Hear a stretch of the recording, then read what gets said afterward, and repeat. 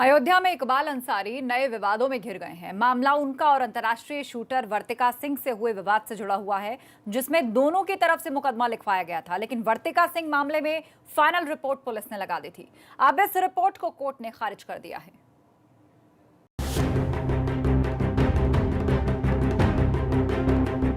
अयोध्या में राम जन्मभूमि का मुकदमा पीढ़ियों से लड़ने वाले इकबाल अंसारी नए विवादों में घिरे हैं। हालांकि मामला थोड़ा पुराना है, लेकिन इस विवाद का अयोध्या मामले से सीधा कोई लेना देना नहीं है। ये मामला पूरी तरह से इकबाल अंसारी से जुड़ा है और 2019 का बताया जा रहा है। इसमें दूसरे पक्ष की बात करें तो अंतर्राष्ट्रीय शूटर और राष्ट्रपति पदक विजेता वर्तिका सिंह जुड़ी है। अब आपको बताते हैं कि पूरा मामला क्या है। सुप्रीम कोर्ट के फैसले से पहले वर्तिका सिंह इकबाल अंसारी से मिलने उनके घर पहुंची थी, जहां दोनों में इस मसले को लेकर बहस हुई और विवाद हुआ। दोनों की तरफ से मुकदमा दर्ज कराया गया। इकबाल अंसारी ने वर्तिका पर बदसलूकी और मारपीट का मुकदमा लिखाया। वर्तिका ने भी बदसलूकी, मारपीट और राष्ट्र विरोधी बयान देने के आरोप लगाए। इस मामले में असली मोड़ तब आया जब वर्तिका सिंह के केस में फाइनल रिपोर्ट लगा दी गई, जबकि इकबाल अंसारी के केस में चार्जशीट दाखिल की गई है। अब इस फाइनल रिपोर्ट को वर्तिका सिंह ने अदालत में चैलेंज किया है। इकबाल अंसारी जी ने जो हमारे ऊपर बताया कि इन्होंने हमला किया है, वो सारी की सारी बेबुनियाद थी। इसी वजह से फिर से जो है जांच करने के लिए वो माननीय न्यायालय ने फिर से जो है आदेश दे दिया है। और हम सभी जानते हैं कि जैसा कि इन्होंने बताया कि मैंने उनके ऊपर हमला किया, तो हमला पहली चीज़ तो किया ही नहीं गया था। और दूसरी बात यह है कि ये घर में खुद इन्होंने बुलाया मुझे, इनके पास सिक्योरिटी थी, सब लोग था। और 2 घंटे तक कोई हमला करने के पर्पज से जाएगा तो वो 2 घंटे तक क्या करेगा। वर्तिका के वकील इस रिपोर्ट पर सवाल उठा रहे हैं। पहला क्वेश्चन यही उसमें रेस किया है कि भाई का बयान क्यों नहीं लिया।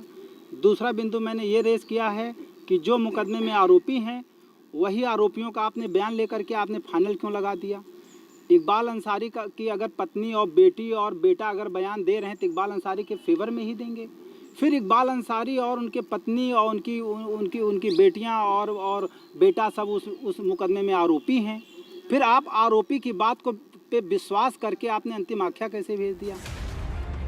वहीं इस पूरे मामले में इकबाल अंसारी अभी भी वर्तिका के आरोपों को मनगढ़ंत और बेबुनियाद बता रहे हैं। और ये जो भी घटनाएं घटी थी पूरी दुनिया जानती थी कि मैं अपने घर में बैठा रहा, अपने परिवार के साथ बैठा रहा। जो कुछ भी घटनाएं मेरे साथ घटी उसकी FIR हमने कोर्ट में किया। उसके खिलाफ हमने जो है थाने में रिपोर्ट लिखाई। सरकार ने उसकी जांच पड़ताल की। जो कुछ भी कानूनी कार्रवाई होना था वो सरकार के माध्यम से हो रही है, होगी। क्योंकि अगर मैं अपने घर में न बैठा होता तो लोग जो है फंसाने के लिए बहुत से लोग आए जाकर जो है मतलब इस तरीके से लोग हमारे घर में आए और इस तरीके से जो है घटनाएं घटी। यहाँ का शासन और प्रशासन मौके पर मौजूद रहा।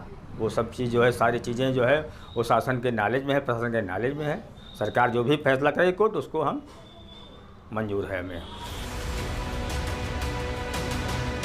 हालांकि अब इस मामले में कोर्ट ने पुलिस की फाइनल रिपोर्ट को खारिज कर दिया है और मामले में फिर से जांच के आदेश दे दिए गए हैं। जाहिर है कोर्ट के फैसले के बाद यह कहानी पलटती दिख रही है, जिससे इकबाल अंसारी की मुश्किलें बढ़नी तय हैं। ABP गंगा के लिए अयोध्या से ऋषि गुप्ता की रिपोर्ट।